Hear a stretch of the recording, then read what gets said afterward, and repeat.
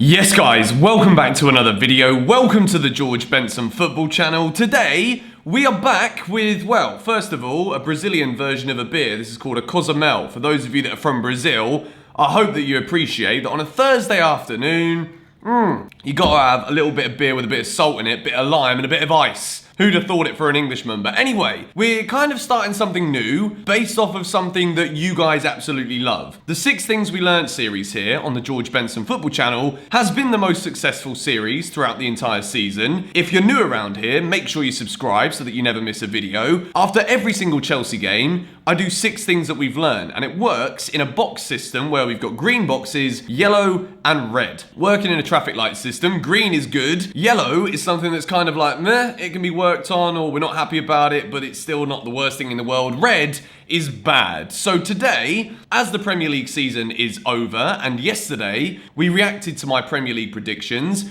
I thought for a one-off, or maybe if you guys like it, I can do it for more things, as well as obviously the Chelsea games. 6 things we learned from the 2019-2020 Premier League season. I've broken it down into, we talk about the champions, we talk about the teams that struggled, we do an overall box where we talk about Chelsea Football Club, and of course there'll be 6 things we learned from Chelsea's season when the Chelsea season finishes, and that'll be another video for when Chelsea of course have won the FA Cup and the Champions League. So, the Premier League has ended, and we've had a season that is unlike anything else that we've ever experienced in the Prem. It was not only broken up by a virus that shocked the whole world, but we also had the introduction, and this is where we talk in box number 1, about the video assistant referee. VAR was supposed to come in, so we all believed, to fix anything that was ambiguous in football. It was supposed to give us clarity to decisions, to help the referees. What we've seen is there's moments where it's worked, and there's moments where, by the laws and the rules of the game, the correct outcome has happened, which of course is a good thing, and it's the reason why we've kind of changed the dynamic of what football is in order to incorporate the video assistant ref. But at the same time, some of the decisions, because the video assistant referee is still a human being, sometimes the decisions haven't been correct. And when we look at what it's meant to Bournemouth, with Aston Villa versus Sheffield United scored a goal, and it was ruled out by VAR when the video assistant referee should have ruled it as a goal. So, because of that, Bournemouth are relegated from the Premier League, and whether you're happy with that or not, I personally, if I put my bias to the forefront here of this video, I'm glad Aston Villa stayed up. That's just the way I stand on the whole thing. But in terms of football and what's right and what's wrong and what VAR was supposed to do, yes, it's helped in some ways. It's frustrated us in others where it's like, come on, like this is taking flipping ages, and yet you still don't get the correct decision. If that's the case, then it needs to be worked upon. And I've given it a yellow box because I think the principle of what it's aiming to do is correct, and I think we've seen progress with decisions being made correctly to influence the outcome of football matches, but it still needs some work. And I think that the human element behind it needs improving, and whether that is coaching with using the system or just footballing referees in the Premier League in general just need to be better, then that is something that we of course need to push for. Now, we move into box number 2. And of course, this is the George Benson Football Channel, and if you didn't know, it's primarily a Chelsea-based channel. All of my videos are pretty much focused on Chelsea, apart from the odd one like this one, which is a little test. And if you guys enjoy this, hit the like button on today's video so that I know that 6 Things We Learned is something that we want to do more of, not just for reviewing and analysing Chelsea games. Box number 2, I've given it a yellow box because of the bias that I have, as my phone just pinged, sorry about that. My bias for Chelsea means that seeing Liverpool win the Premier League is not something that I want to give as a green. However, what I will say, and the reason it's not a red, because I don't just want to sit here like every other football fan saying I'm so peed off that my rivals won the league, I bloody hate Liverpool. The fact of the matter is, this Liverpool team were an incredible team. We've seen this season that it wasn't just the goals of Mohamed Salah. It wasn't just the goals in the past of Suarez, Coutinho, and Daniel Sturridge. This Liverpool team, all over the pitch, organised and arranged tactically by Jurgen Klopp, were absolutely incredible, and they were far superior to any of the other Premier League rivals that they have. Manchester City, under Pep Guardiola, one of the best managers of our generation, even they couldn't get close to what Jurgen Klopp created this season at Liverpool. From the goalkeeper, the defence, the midfield, Jordan Henderson as captain, the strikers as well. Goal contributions were coming from all over the field.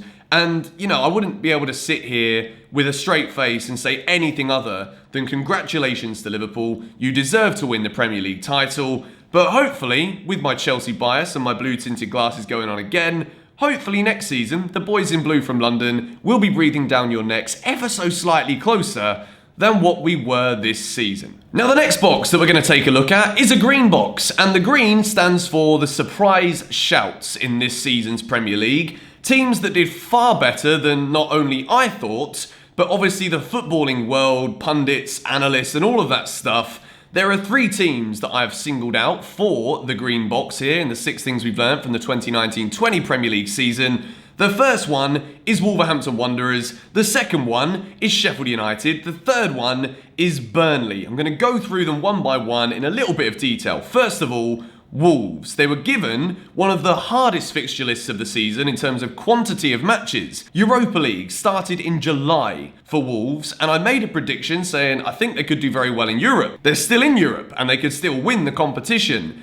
In the Premier League, they were challenging for the Champions League right until the last weeks of the season. They had a couple of bad results. Chelsea, the experience, Man United, the experience, obviously took its toll in the end. Wolves are still a team that are going forwards in their progression as a football club. We know that in a few years' time, if this Wolves team can keep hold of the core, maybe keep hold of the manager as well, Wolves are going to be there or thereabouts for many years. And what they've done, yes, they've spent a little bit of money, but the investments that they've made have been investments that aren't just taking players from across the continent that might fit in well in the team.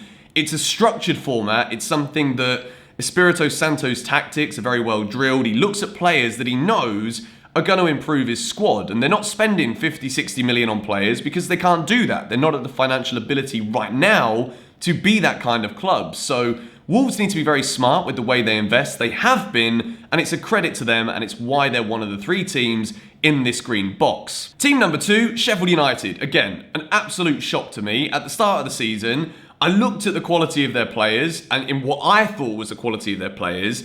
And again, it's one of those where you should never judge a book by its cover. There's so many times in football where we all look for big names. We look for FIFA players that have got 5-star skills or something crazy. And even though I like to think I'm a little bit more professional than that with the way that I look at football, I am always susceptible to that kind of way of thinking. Sheffield United, tactically this season, they were very brave. The way that they approached games, the way that they lined up, and the way that they had these overlapping centre-backs, the runs of the fullbacks behind the wingers, everything that Sheffield United did was calculated, it was well managed, and I think that Chris Wilder's no-nonsense approach to football is exactly why all of these Sheffield United players were in a symbiosis with himself and his coaching staff, and it worked so well for them. As for Burnley, the third team that we've got in this box in the green, Sean Dyche, again, every season, he over-exceeds at least my expectations as a football pundit, I guess you could say. I don't even really know what I am, to be honest. I'm just a flipping YouTuber sat in my bedroom with a funny flipping hat on my edge sometimes. But it is what it is.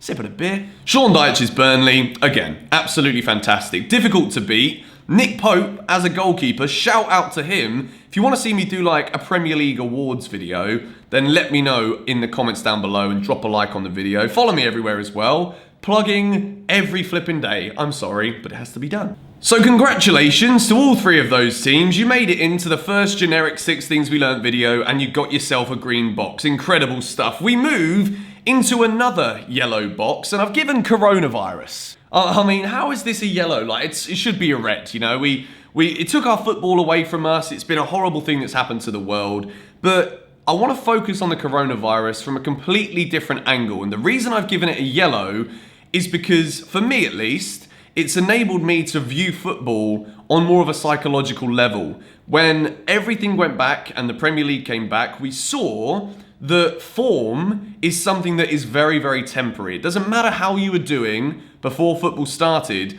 It's how you deal with things in moments where, you know, everything seems to be collapsing around you. It's moments where this kind of thing happens and you see how strong the mentality is of certain football clubs, certain players. And, you know, on the field or off the field, so many clubs were doing great things for the world this season. And I think that the reason it's a yellow is because obviously, like, it disrupted the season, it's disrupted the world. So it can't be a green. But the way that I wanted to approach this is that as someone who loves football and as someone who, misses football when it's not on, if it's a year where the season ends and we don't have the Euros or we don't have the World Cup, for a couple of months of the year, I'm there like, what the bloody hell do I do with myself? But what the coronavirus has done, at least for me, is not only has it shown us how, there's a lot of psychological things in football that can impact results, it's just reminded me of how every day that we're in love with this sport, we cannot take it for granted. If our team is playing, enjoy it. If your team is winning, drawing, losing, whatever it may be,